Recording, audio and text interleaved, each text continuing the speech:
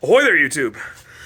Been a long day of me out working in the garage, but still got some sunlight and the weekend still got some life left, so I'm gonna keep working for a few. But went to the junkyard this weekend, got an engine for this thing. Seth was over and convinced me I should get that 4A with the wavy head. Found out they make 89 horsepower, which is a lot more than the 62 that these things make from the factory.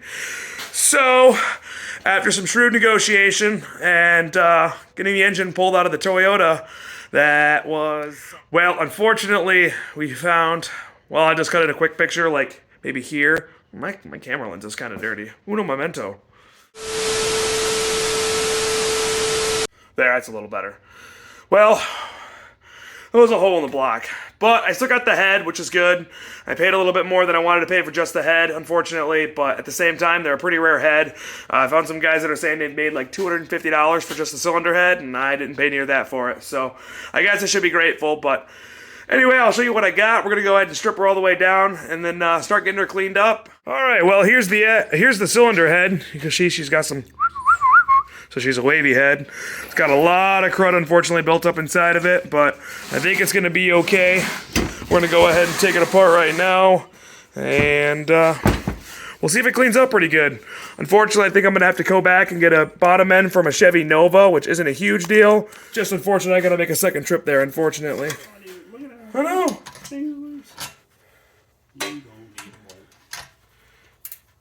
Oh, these are rounded.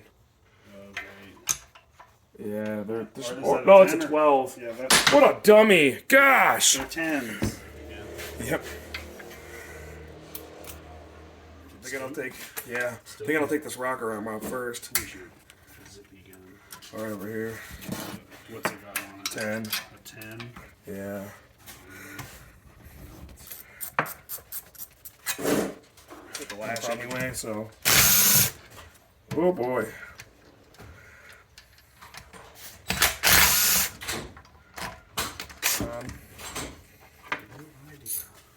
Pretty sure there's only like that many.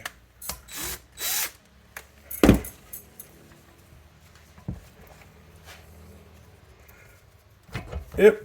There we go. Yeah, I've never taken one off. Oh, really? Yeah, if you look close at this thing, there's a lot of flaky crap on it, but I'm pretty sure it's just cruddy old oil.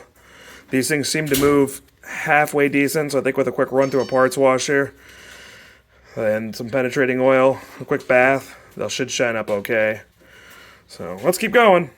Can't imagine why it blew up. Yeah, right? Look at that. Not even putting any pressure on them. Yeah, those should be at least torqued to something. At least 2 or 3 is good. Oh, there's a tight one-ish.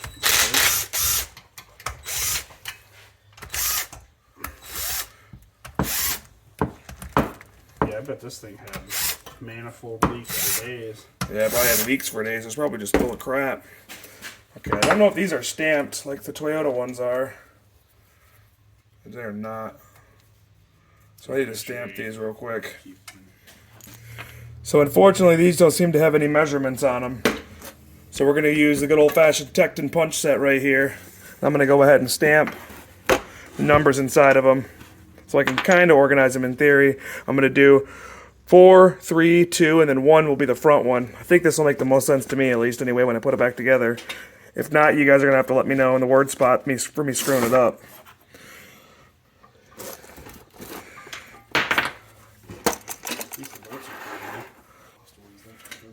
Really? Oh, oh yeah. 100% can reuse We look inside of there, get it to focus. Well, you can't really get the video to focus on it for it very well, but it does show it's a 4. on Toyota when I took all the McNean caps and everything. I used a Sharpie. Yeah, it works. I didn't have to have a machine or anything, so it was just... There's a good 3.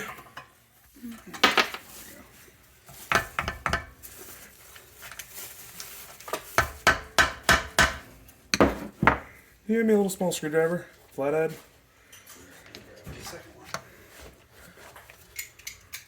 There we go.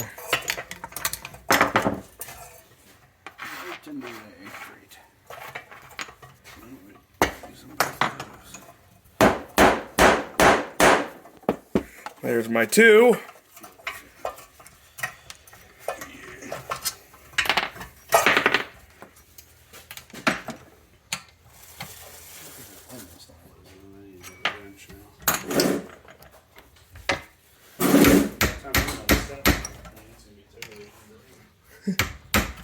Why won't this come out? The last little thing on this cam is being stuck. There we go. And out comes one camshaft. I think I'm gonna hit, I think it's Schneider's cam or something like that. They do cam regrinds. So I think I might send this out their way. See if I can't get her maybe built up, but we'll see how much it costs and if it's within the funds limit, how much I'm gonna have into rebuilding the engine and everything. So Seth's been hard at work pulling these manifold bolts out. So let's keep going on this. We're gonna get the manifold up by the distributor out, and then we're gonna pull these springs out next.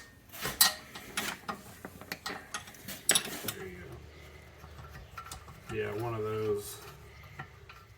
What is it? The great. Ooh. That thing might get this covered. Alright. I don't need this thermostat. That's the nastiest bolt coming out of this thing. Thermostat. Ignore me, I'm stupid. I don't know what I'm doing. I don't even know where the thermostat is on this. It's probably on the block. It must be. Weird. Come out! Vacuum lines for days. I'll have to keep an eye on that for the... I think there's just one left, right down here. Oh, I'm dragging your camera around. Yeah, just that one there. Oh, there's a cylinder head bolt still on it. Yep. Look, another non-tight bolt. Who put this engine together? I don't know. Some Japanese guy. And I got no exhaust anyway on this car, so it's not a big deal.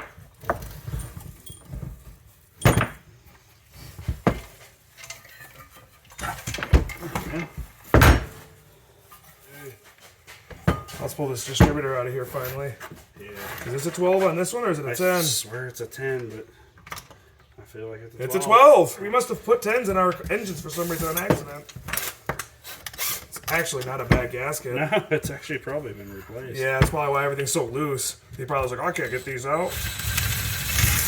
It was leaking though. Yeah, yeah, a couple of spots. Leak central on that one. Wow.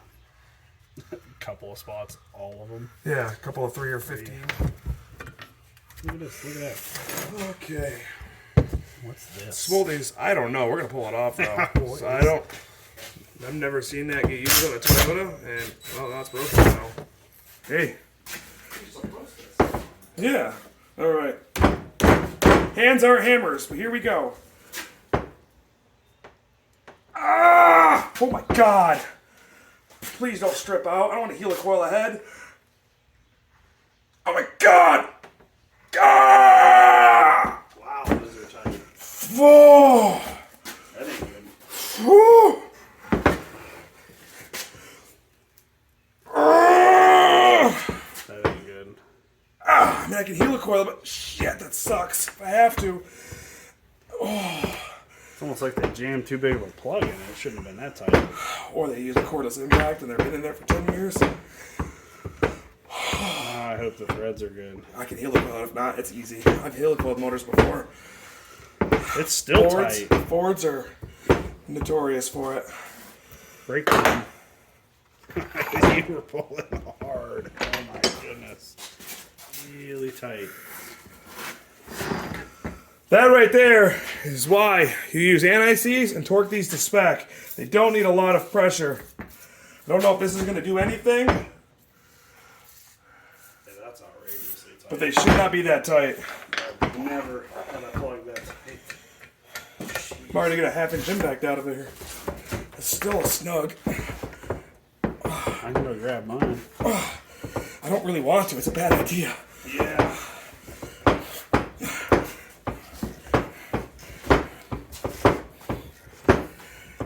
That's insane.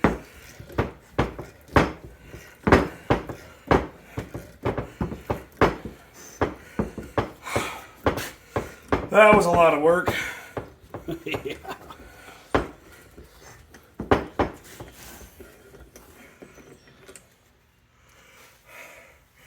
Well, the threads look good. That's amazing it was that tight. Why so tight? Want a break? I'll try the next one. Yeah. Amazingly enough, the threads actually look pretty good on this. I would have never known that. That would... When I loosened that one up, I got another one loose for him. It was and penetrating oil, so it's 2 for 1. Just admit it, you're weak, bud. No. Here, I'll go to the next one. We'll see what it's like. Yeah, it's because it's that PB blaster, man. It's this stuff, man. It just really puts in the work. It just really loosens those spark plugs up. Yep, there's a tight one. Is it tight? Yeah. Hold on, let me come cold. That's ridiculous. Yeah. How tight should you make spark plugs? That tight. It was never going to blow them out. Yeah. I guess it's got that going for it. We've been blowing through this cylinder head pretty fast, other than, me struggling with the spark plugs. We're going to go ahead and pull these valve springs out here and get the valves all taken out. And that should be basically about stripped down. So we'll get you guys back up when everything gets knocked out. I don't think I've ever struggled that hard with spark plugs in my entire life. And I've that shit. RTV. That's all you need. Yes. Oh my gosh! So I think somebody might have loved RTV and really didn't want this to leak. Yep. So that's Obviously, good. we had an expert engine builder. Yeah, whoever built this was clearly as smart as I am. Now we know why the plugs were so tight. Yeah. They probably RTV'd them. Yeah. You're probably not wrong. Oh, man. Oh, shoot. That loosens them up right there. So let's pull these keepers out.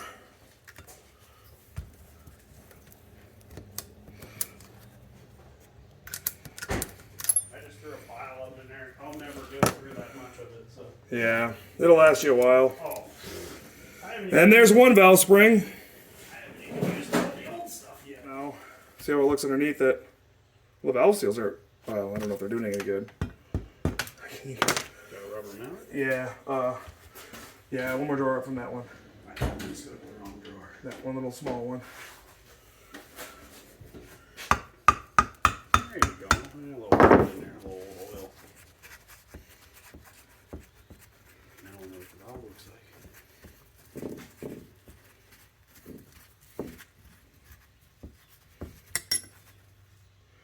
Pretty cruddy. But they were seating pretty good outside of the carbon that's built up right there. Yeah, they're not cleanable. So here's one of the valves. Why will my phone not focus on anything right now? Because you wanted to. Yeah, I know. So here's one of the valves.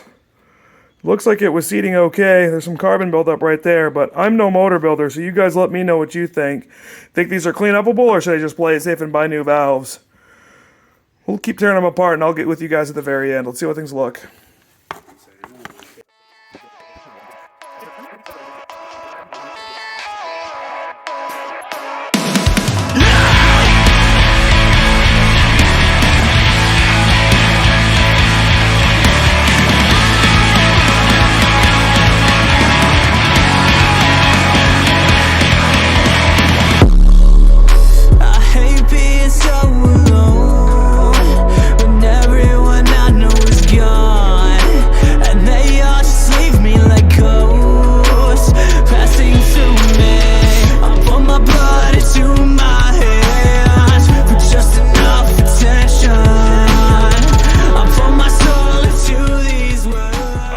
Well, that's a head stripped down all the way.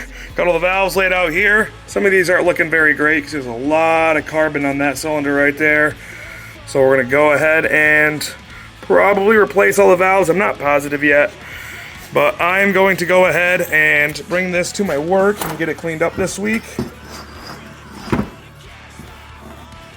Get all this crap cleaned out of it. Hopefully get her looking up pretty shiny. Okay, here's a video in the daylight of these ports. You can see there's a lot of buildup. So we're gonna go run it through the washer.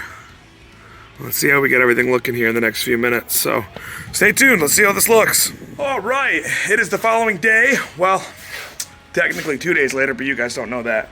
And here is the cylinder head. Well, here's the valve cover, I should say, but it's looking a ton nicer. Here's the bottom of the cylinder head right here.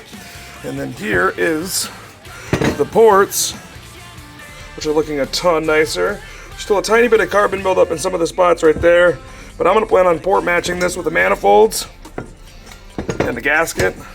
And there's the top right here. So I'd say that's looking a ton nicer. I threw it in one of our washers at work for about 15-20 minutes and came up pretty good. Unfortunately, there was a bunch of other stuff in there, so it maybe didn't get as clean as it could have possibly gotten. Well, I don't know why I zoomed in there. But I'm pretty happy with the results, because that looks fantastic.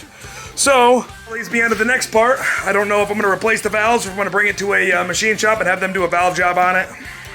It's like $42, $45, something like that for a set of valves I found online.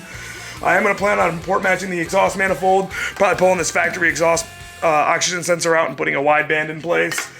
And on to finding a bottom end. That'll be the next thing I got to do. I did some research and found out that a 4A-F and a 4A-FE bottom end are almost identical to the 3A-C bottom ends. I'll just have to swap the oil pans over, all the brackets and stuff, but the block itself is mostly the same. Same with a 7A-FE. Apparently, that's a 1.8 liter, which would be pretty awesome, but you need an adjustable timing gear, and you have to modify the oil pan a little bit. And while I could do those things, I kind of want to do this a bit on a budget. If the car is still around in 5 years from now, we can go from there, depending on what happens. But, yeah. I have a bunch of little things I need to do to this car yet. Some interior cleaning. I need to put that door panel back inside right there with a new window track. I'm going to install a clinometer, do some interior work, probably swap the carpet out. I heard of a method of cleaning off old dry dashboards using corn oil. So I might give that a shot on some of the panels and kind of see what happens and see how it turns out. Just a couple of little small videos. If you guys are interested in checking those out, I guess leave a note in the word spot if you want to see little weird videos like that. I might do some stuff like shine the trim up here. I'm hoping to find a 4-wheel drive badge to replace this SR5 one. And I also am looking to get the little lenses that they run in Australia and Europe and stuff like that over here. But yeah. If you made it to the very end of this video, I appreciate you guys watching. When I source a bottom end and get it all officially ready to put back together, I'll probably get a hold of you guys in my video and have you guys comment down below a color that you think I should paint it, or color scheme, or whatever. And whichever comment gets the most votes or likes or comments or whatever, I'll probably just go ahead and paint it. So you guys are going to pick the color for me. So if you guys want to get revenge on me and get pink, now's your opportunity. Well, soon is going to be opportunity. Guess that's really it for me today. I really appreciate you guys watching. Super excited to get this old girl back on the road. 19 years she'll be off the road, and soon she'll be back on. Adios.